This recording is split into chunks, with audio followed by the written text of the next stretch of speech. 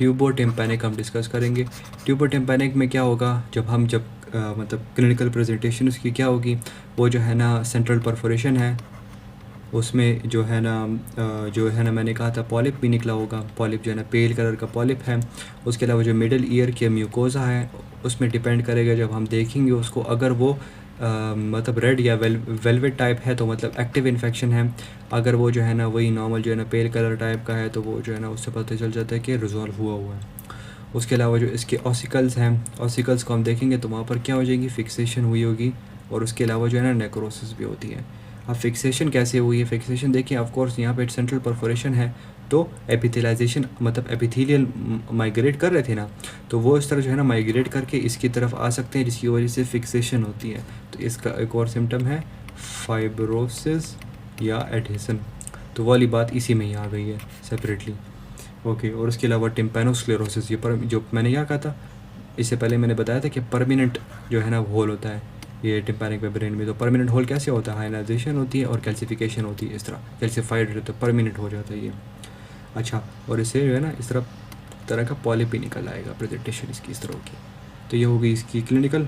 और जो इसके साइन एंड सिम्टम्स क्या होंगे डिफरेंट है, ये तो चलिए तो आपने देखे एग्जामिन किए तो ये वाली सब कुछ। अब पेशेंट जो है ना किस कंप्लेंट के साथ आएगा, वो जो है ना ईयर डिस्चार्ज के साथ आएगा।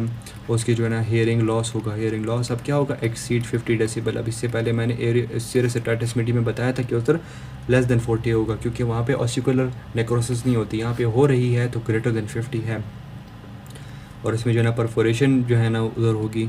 और उसके अलावा चलिए वो तो फिर परफोरेशन और मिडिल म्यूकोज़ा तो इधर हो गया है। तो बेसिकली यही चीज़ें आ रही हैं। अब आप इसकी एग्ज़ामिनेशन कैसे करेंगे, एग्ज़ामिनेशन जब आप करेंगे मतलब कि कैसे कंफर्म करेंगे कि ये कौन सा टाइप है और उसकी मतलब क्या कितना प्रोग्रेस हो गया सब कुछ। आप सबसे पहले ऑटोस्कोप के थ्रू एग्ज़ामिनेशन करेंगे, जिसमें आपको परमानेंट परफोरेशन नज़र आ गई है। और माइक्रोस्कोपिक एग्ज़ामिनेशन करेंगे तो उससे म्यूकोज़ा का पता चल जाएगा कि इसका जो है ना मतलब कि म्यूकोज़ा का पता चल जाएगा कि ये मतलब किस टाइप का है, तो उससे आपका एक्टिव इन्फेक्शन या नॉन एक्टिव इन्फेक्शन पता चल जाएगा। ऑसिकल्स को देखेंगे तो उसकी फिक्सेशन नेक्रोसिस से जो है ना आपको पता चल जाएगा कि किस कंडीशन में किधर तक पहुंच गया है। आपने अब एग्जामिनेशन में इन्वेस्टिगेशन और एग्जामिनेशन में ये करना है कि कल्चर सेंसिटिविटी करनी है उस डिस्चार्ज की। प्योरुलेंट डिस्चार्ज था ना, और वो ज़्यादा भी था और प्योरुलेंट भी, उसको आपने लेके कल्चर सेंसिटिविटी करनी है कि कौन सा टाइप का बैक्टीरिया है। कल्चर तो ग्रोथ होती है बैक्टीरिया की, सेंसिटिविटी का ये मतलब है कि वो बैक्टीरिया कौन से एंटीबायोटिक की तरफ सेंसिटिव है। तो उससे हमें पता चल जाएगा कौन सा एंटीबायोटिक के ख़िलाफ़ सेंसिटिव है, तो हम वो वाली प्रेस्क्राइब करके जल्दी ट्रीट कर सकते हैं। और इसके अलावा जो है ना हम एक्सरे करेंगे किसका, मेस्टॉइड का, कि वो क्रोनिक सेपरेटिव हेपेटाइटिस मीडिया है ना, इसकी कॉम्प्लिकेशन में मेस्टॉइडाइटिस ज़रूर होता है कॉम्प्लिकेशन, क्योंकि लॉन्ग स्टैंडिंग केसेस है उसमें मेस्टॉइडाइटिस भी होते हैं। तो हम जो है ना मेस्टॉइड के एक्सरे और इसके अलावा टेम्पोरल बोन का एक्सरे और उसका सीटी स्कैन भी। एक्सरे में सिर्फ हमें क्लाउडीनेस पता चल जाएगी और सीटी स्कैन में हमें उसकी फर्दर बोनी डिस्ट्रक्शन पता चल जाएगी कि कहाँ कहाँ तक एक्सटेंड हुआ है हमारे, क्योंकि कॉम्प्लिकेशंस इसके बाद चले कॉम्प्लिकेशन इधर ही बता देता हूँ। दोनों की सिमिलर होंगी CSM दोनों टाइप्स की।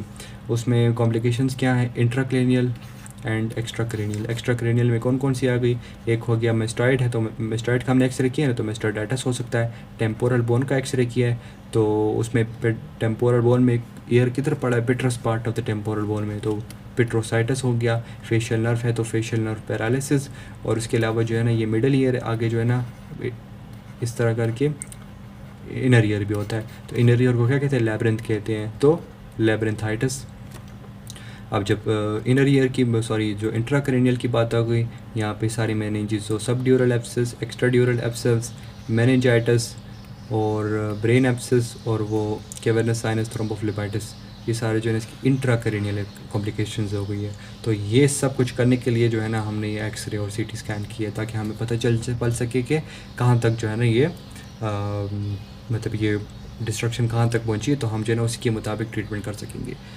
अच्छा, तो ये इसलिए जो है ना ये मैंने कॉम्प्लिकेशन से बता दी कि दोनों में ये बात आ जाएगी। हमने एक्सरे इसलिए करने की ताकि पता चल सके कि कहाँ तक पहुँचा है, लेकिन ये सारी चीज़ें इसमें कॉमन नहीं है। वो दूसरे जो है ना एटिक्वेंट्रल में ज़्यादा कॉमन है क्योंकि वो डेंजरस टाइप है।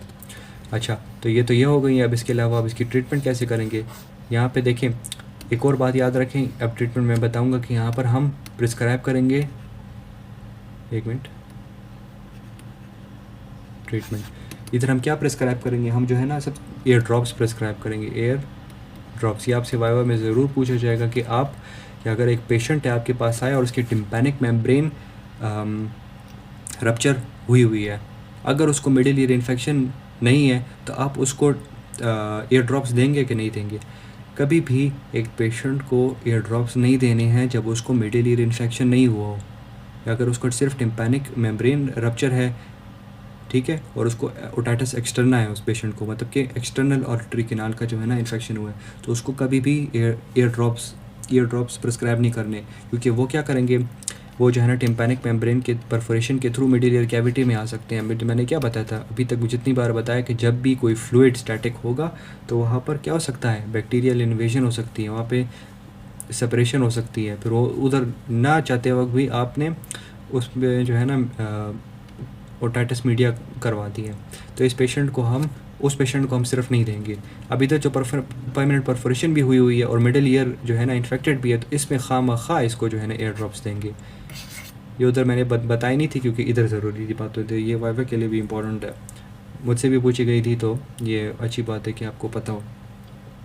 और उसके अलावा जो है ना आप इसमें सिस्टेमिक एंटीबायोटिक्स देंगे, क्योंकि ऑफ कोर्स इन्फेक्शन ट्रीट करना है, और जो कंट्रीब्यूटिंग कॉजेज़ थे जिसकी वजह से जो है ना वो ट्रीट ही नहीं हो रहा, उसका ओटाइटिस मीडिया जैसे टॉन्सिलाइटिस, एडिनोइटिस या साइनसाइटिस हुआ हुआ है, या कोई भी जो कॉजेज़ है जिसकी वजह से उस बंदे को एक्यूट से क्रोनिक की तरफ आ गया, उसको एलिमिनेट करे ताकि और कॉम्प्लिकेशंस की तरफ ना जाए। और इसमें प्यूरलेंट डिस्चार्ज होता है ओटाइटिस एक्सटर्नल ऑडिटरी मीएटस से, तो उसमें एयर टॉयलेट करेंगे जिसमें सारी इसकी सफाई करेंगे। और उसके अलावा जो है ना रिकन्स्ट्रक्टिव सर्जरीज करेंगे। ये तो मेडिकल ट्रीटमेंट हो गई। अब जो है ना सर्जरी में क्या है, रिकन्स्ट्रक्शन करेंगे, क्योंकि परमानेंट परफोरेशन है तो हम क्या करेंगे, इसमें मैंने अभी बताया था कि एक मायरिंगोप्लास्टी होती है और एक टिम्पैनोप्लास्टी। अगर जो है ना इसकी ऑसिकल फिक्सेशन और मैक्रोसिस हुई है तो फिर टिम्पैनोप्लास्टी करेंगे कि उसकी परमानेंट परफोरेशन भी ठीक कर देंगे, और उसके अलावा जो है ना ये जो ऑसिकल जो थी ना इनको भी ठीक कर देंगे। लेकिन अगर ऑसिकल्स जो है ना बिल्कुल ठीक है तो सिर्फ मायरिंगोटमी करेंगे, मायरिंगोप्लास्टी करेंगे, उसमें सिर्फ इसको करेक्ट कर देंगे, हम इस तरह बंद कर देंगे। अच्छा, तो ये तो हो गया। अब जो है ना एटिको एंट्रल टाइप है COSM की, वो डिस्कस करते जो डेंजरस टाइप है, और उसमें जो है ना वो सर्जरीज़ में मैं डिस्कस कर दूंगा जितनी भी मैं स्टार्ट की अपनी है, क्योंकि उधर सर्जरीज अब करेंगे। तो इनकी ट्रीटमेंट देखें, ट्यूबर टिम्पैनिक और एटिको एंट्रल में सब कुछ कॉमन है। मैंने अभी डिफरेंस की टेबल बताई थी ना, सिर्फ वो सिमिलर है, और उसके अलावा जो ट्रीटमेंट जो है ना डिफरेंट है। ट्रीटमेंट सिर्फ दोनों में डिफरेंट है, क्योंकि इधर मेडिकल ट्रीटमेंट सारी है और सर्जिकल में सिर्फ रिकन्स्ट्रक्शन है। वहाँ पे जो है ना मेडिकल ट्रीटमेंट फेल हो जाती है, तो सिर्फ जो है ना सर्जिकल ट्रीटमेंट ही बेसिकली करते हैं। एक्सप्लेन करता हूँ सारी। ओके, तो एटिको एंट्रल टाइप ये क्या है, डेंजरस और अनसेफ टाइप है। यहाँ पर क्या हो रहा है, यहाँ पे बहुत कॉम्प्लिकेशंस बहुत वास्ट हो जाएंगी। तो ये सब कुछ जो ट्रीटमेंट थी ना, कि पॉलिप निकलता है उससे, परमानेंट परफोरेशन है, म्यूकोजा को एग्जामिन करेंगे कि किस टाइप का है, उससे एक्टिव और नॉन एक्टिव इन्फेक्शन पता चलेगा, ऑसिकल नेक्रोसिस, सब कुछ सेम है। लेकिन यहाँ पे अब ये ज़रा ज़्यादा मतलब कि कॉम्प्लिकेशन इसमें क्या, कोलेस्टिटोमा भी आ गया है, तो इसकी वजह से जो है ना मेस्टॉइड पे भी जाकर डैमेज हो सकता है, और फर्दर भी मिडिल ईयर कैविटी बहुत डैमेज होती है। तो इसकी बेसिकली ट्रीटमेंट हम यहाँ पे सिर्फ डिस्कस करूँगा, क्योंकि वही सिर्फ डिफरेंट है। अच्छा, ट्रीटमेंट।